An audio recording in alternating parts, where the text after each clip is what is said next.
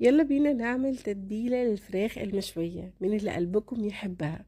الطريقة دي أنا بعتمدها على طول لما بكون حابة أعمل فراخ مشوية كده في السريع، وخاصة لو بعمل فرخة واحدة مش بعمل كميات يعني، فمش مستاهلة إن أنا أولع فحم وهو بياخد وقت طويل قوي في السوا.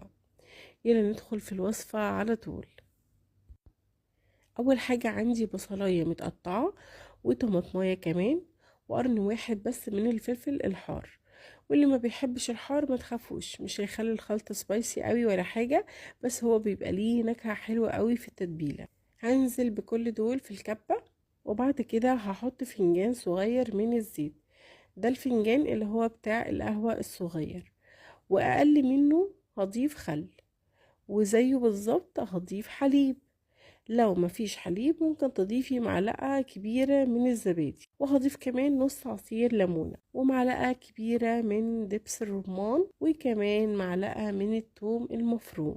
نيجي بقى للتوابل، معلقة كبيرة من الملح، وهضيف كمان مجموعة من التوابل كلها أحلى من بعض، والميكس ما بينهم بيدي نتيجة جميلة قوي. هكتبه لكم في الكابشن. بعد كده عندي الفرخة الضحية، عامله لها فتحات كده من عند الفخذ ومن عند الدبوس، وكمان فتحات من نص الصدر، فتحتها هي نفسها يعني من نص الصدر، وكمان فتحت الدبوس كده بالطول، وكسرت العظمة بتاعته عشان زي ما قلت لكم انا مش عايزاه ياخد وقت طويل معايا في التسوية.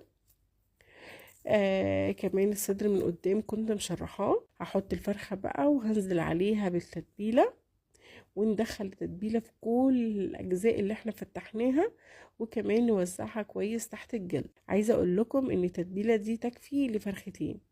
انا تبلت الفرخة دي وهشيل الباقي منها في الفريزر علشان يكون جاهز معايا لما احتاج اتبل فرخة كمان، اطلعه واستخدمه على طول، بدل ما انا يعني افضل اعمل في التتبيله من الاول. الحاجات اللي زي كده بتكون جاهزه معانا في الفريزر للاستخدام على طول، بتنقذنا في الاوقات اللي مش بيبقى عندنا وقت فيها ان احنا نحضر حاجه يعني. اتعودوا دايما كمان لما تتبلوا الفراخ تسيبوها في التتبيله مش اقل من 6 ساعات، لانه بيفرق جدا في الطعم. انا غطيت الفرخه وهسيبها ليله كامله على رف التلاجة.